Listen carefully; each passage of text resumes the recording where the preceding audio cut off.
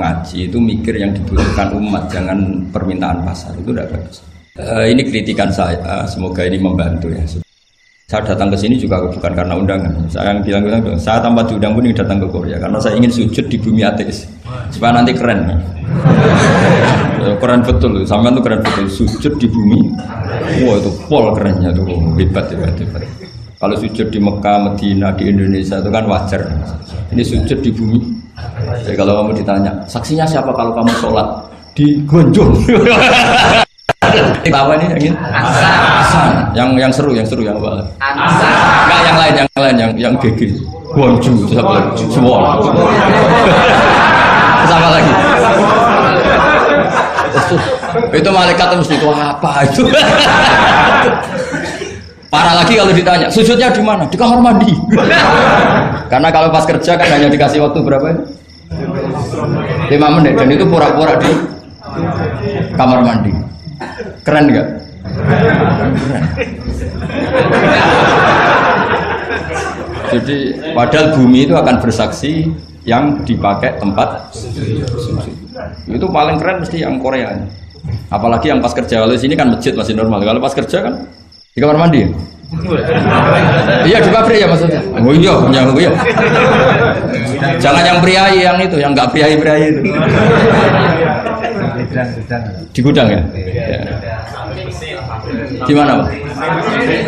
Sampai mesin ya? Ayo, mesin sebagai saksi. Ya bagus lah. Saksinya apa? Buta gitu. Yang jelas jangan kerja di pabrik salib. Saksinya apa? Kerjanya bikin apa? Ya, pas waktu sholat. Saksinya apa? Itu. Bisa berhadapan-hadapan itu saksi sama yang disaksikan. Begini ini intermezzo saja tapi betul. Jadi kemudian Khadijah, kembali ke Khadijah tadi. Rasulullah itu nggak bisa baca. Walhasil akhirnya ditakdir bisa. Saya mengatakan bukan karena belajar, ditakdir bisa. Karena syaratnya Nabi itu harus ummi. Ummi itu keibu-ibuan. Tapi Nabi itu uniknya begini. Justru beliau ngira itu malakul maut. Jadi pulang itu yarjufu fuadu. Dia gemeteran sekali. Nangis pulang itu yarjufu fuadu nangis. Terus bilang ke Khadijah zamiluni zamulini. Coba saya kasih selimut. Kalau dalam bahasa Arab itu boleh khitab sama perempuan itu pakai ya mu'annas sama khotoba atau pakai mudzakkar ghaib, mudzakkar mukhatab jamak, tapi niatnya ahli. Jadi kalau orang Arab bilang normalnya kalau perempuan kan zamilini karena khitabnya satu yaitu Khadijah. Tapi Khadijah itu nama ahlun, nama keluarga. Sehingga dalam bahasa Arab juga boleh zamiluni apa? Pakai khitab jamak mudzakkar. Khadijah terus dikemulin. Di mana-mana namanya ketakutan itu ya dikemulin. Dan di mana-mana kalau ketakutan itu cari istri. Yang bayang di perantauan ya kalau ketakutan. Enggak usah lah banyak menyinggung orang. Pokoknya seperti itu. Sunnah manusia apapun hebatnya kalau ketakutan itu nyari istri. Jangan bahasakan nyari perempuan, nyari istri ya. Garisnya jelas ya. Kalau ketakutan nyari apa? Istri. Nyari istri apa nyari perempuan? Istri. Alhamdulillah. Bagi yang punya. Pos akhirnya dikemulin sama Khadijah. Ada apa? Oh saya tadi ketemu malakul mauti gini-gini. Khadijah tuh senangnya bukan main. Ini yang saya tunggu. Hampir saja saya putus asa. Takut kamu nggak jadi nabi. Ya? Terus tanya Khadijah, lalu sifatnya orang tadi kayak apa? Oh gini. Oh ya besok ikut saya. Didatangkan ke Waraqah bin Naufal. Dalam Bukhari disebutkan wa kana imro'an tanassara fil jahiliyah wa yaktubu minal injil masyaallah ayaktub. Waraqah bin Naufal itu penginjil. Dia menerjemah Injil dari bahasa Ibrani menjadi bahasa apa? Ketika Rasulullah ditanya, ma ra'aita itu, ma dataro, apa yang kamu lihat? Terus Nabi cerita itu. Kata Waraqah bin Naufal, hadan namus alladzi ja'a bihi Musa. Bahasa lainnya malak itu namus, hadan namus alladzi ja'a bihi Musa. Uniknya itu tahun awal nubuwah, ya tahun awal apa? Nubuwah. Itu uniknya Waraqah itu bilang begini. Ini Waraqah bin Naufal bilang gini. Doakan saya ini masih hidup. Khina akhrajaka qaum, ketika kaum kamu ngusir kamu. Kagetnya bukan main Rasulullah, karena Rasulullah itu figur yang menarik, yang simpatik.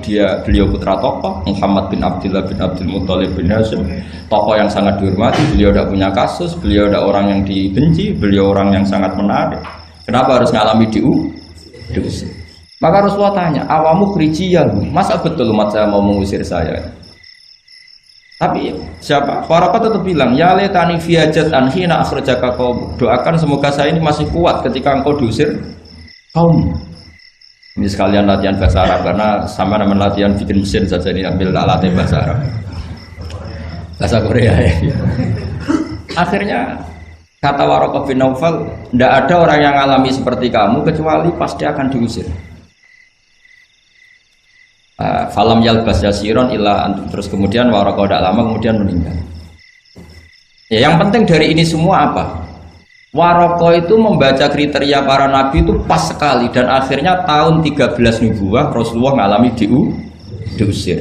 Kan beliau hijrah itu 13 tahun dari nubuwah, kira-kira umur 53 berapa? Tapi Waraqah sudah mengatakan itu di tahun pertama Rasulullah menjadi nabi, karena definisi nabi itu harus pernah diusir. Maka kalau sampai mengalami diusir oleh nasib itu ya ada alamat. Cuma itu udah alamat nubuwah, alamat terlantar. Jadi itu bedanya. Karena yang nabi sudah ditutup, nggak ada peluang lagi. Jadi, nah, Khadijah itu masih nggak terima, padahal beliau sudah mendapat sekian alamat tadi. Tudzilluhul ghamamah tuti'u sahab, ada sekian alamat.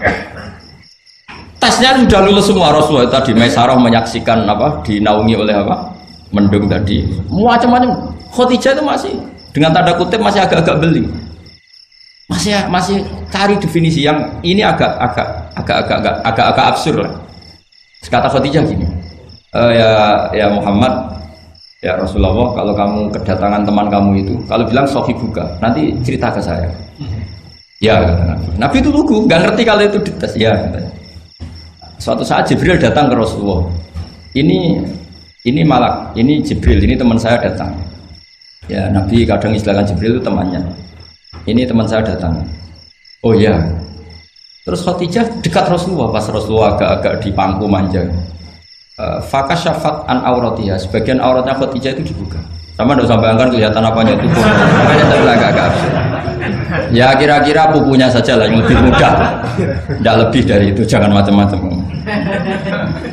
Akhirnya terus ditanya, Khadijah tanya, temanmu masih? Enggak, lari. Hanya Khadijah ditutup lagi. Khadijah nggak tahu ada Jibril, nggak tahu. Ditutup lagi. Sekarang temanmu di mana? Oh sekarang datang lagi. Oh Nabi diambungi sempurna. Ini yang saya tunggu-tunggu, Kang. Itu malaikat betul, bukan setan.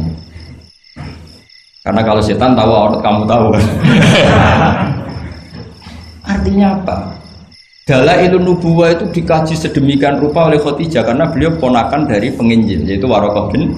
Tentu zaman itu Injil masih orisinil, bukan kayak yang sekarang Lukas Matius. Tentu jadi Injil di sini bukan konotasi yang muharraf, yang apa? Enggak orisinil ya, tentu yang masih apa? Orisinil. Jadi semuanya mengarah ke pembenaran terhadap kenabian Rasulullah Muhammad SAW. Jadi Khadijah tambah mantap. Jadi Nabi dites saja tidak tahu, ya lugu saja. Temanmu masih lari. Terus setelah ditutup lagi, temanmu ada. Oh iya ya sekarang ada lagi. Wah ya Nabi betul. Absyir ya Muhammad, kamu harus senang, itu malaikat betul. Kalau setan tidak seperti itu.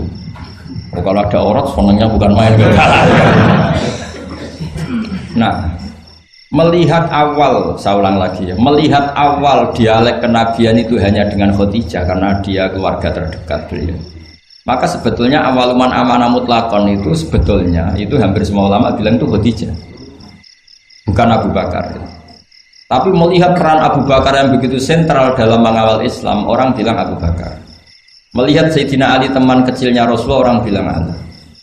Sehingga berjanji itu, kitab berjanji itu, maulid itu kan sebenarnya kitab sejarah normal biasa, kitab akademik sebetulnya, bukan kitab mantra, kitab akademik. Beliau kalau ngendikan tuh awaluman amra minar rijal Abu Bakar, wa minan nisa Khadijah, wa minas sibyan Ali, wa minal mawali Zaid.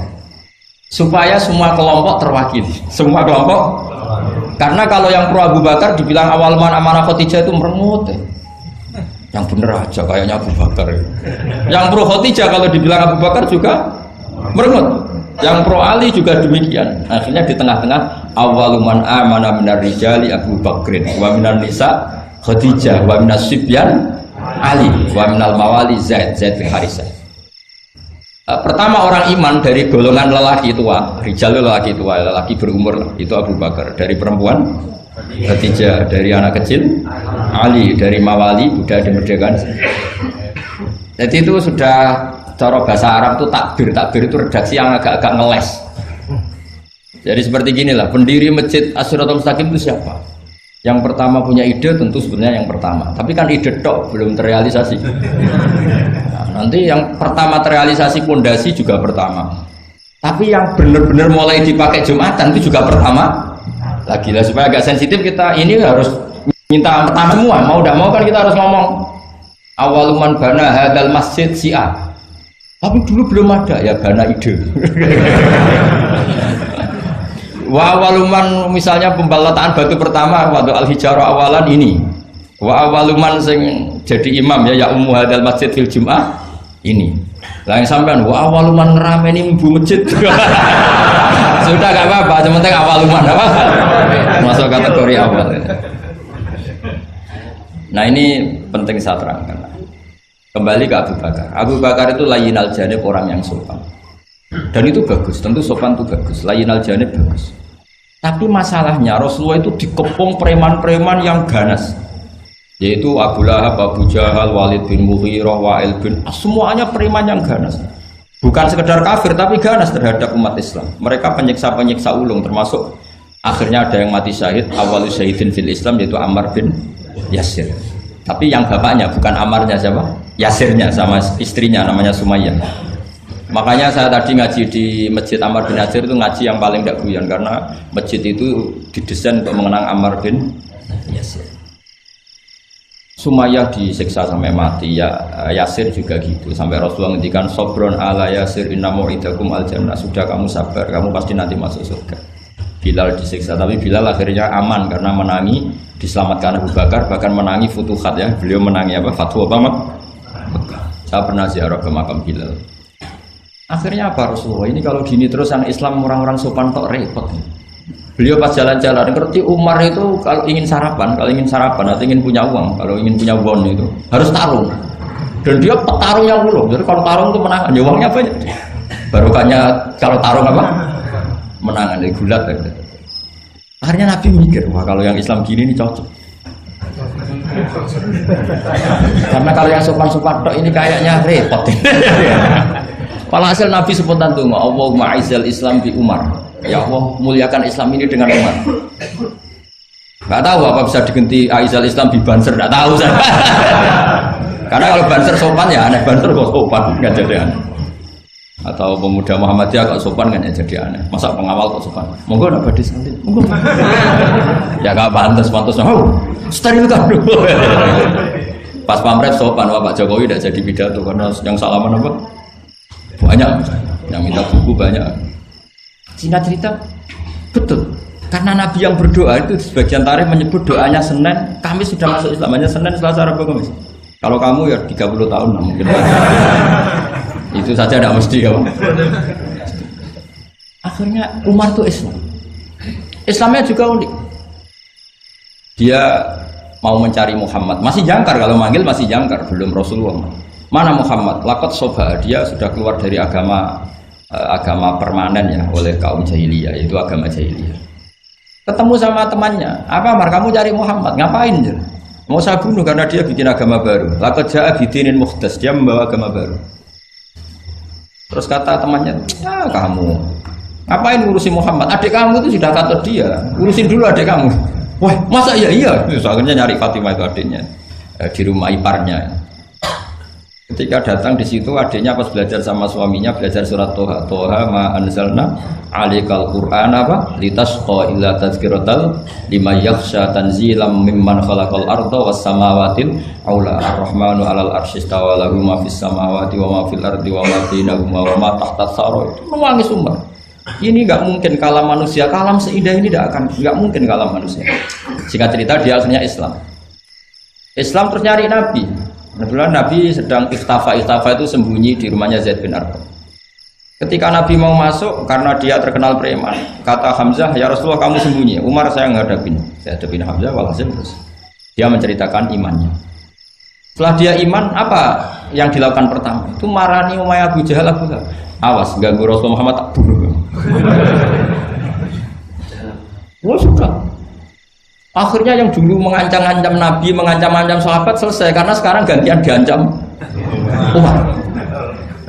Bersamaan dengan itu Allah mengeluarkan khitab fasda' bima tu'mar. Muhammad kamu harus terang-terangan dalam dakwah karena sudah punya backingan bernama Umar. Jadi sebetulnya yang dibutuhkan Islam itu ya ada orang yang kayak Abu Bakar, ada orang yang kayak Umar. Ada kebaikan yang hanya terwakili oleh orang-orang yang kayak Abu Bakar. Ada kebaikan yang hanya terwakili orang-orang kayak Umar. Jadi sebetulnya tidak perlu dipertentangkan kita di mana. Yang penting itu niatnya baik, biniatin sholihah dengan niat yang baik. Jangan kubu-kubunan yang tanpa ilmu. Sebenarnya dalam sejarah itu biasa. Bahkan uniknya dalam sejarah adalah Abu Bakar yang menjadi wali besar karena akhlaknya yang seperti itu layyinal janib. Ketika mau meninggal itu menunjuk khalifah yang akhlaknya berlawanan dengan dia, yaitu menunjuk Umar. Kayak apa insafnya Abu Bakar? Karena beliau tahu ada sebagian kebenaran Islam yang nggak terwakili oleh orang sopan. Coba kalau ada penjahat orang Solo atau orang Jogja yang sopan-sopan itu, terus ada penjahat, monggo sakit sana. Tapi sebaliknya penerima tamu terus orang Batak ngangkat penerima tamu dari orang Batak atau orang Madura, tamunya lari ya. Mau apa? Artinya gini loh ya. Ya kalau ngadepin penjahat mungkin pas orang Madura, kalau penerima tamu pas orang Solo. Ya proporsional saja lah, tidak usah memaksakan. Paham ini dong ya? Clear ya? Ya clear ya?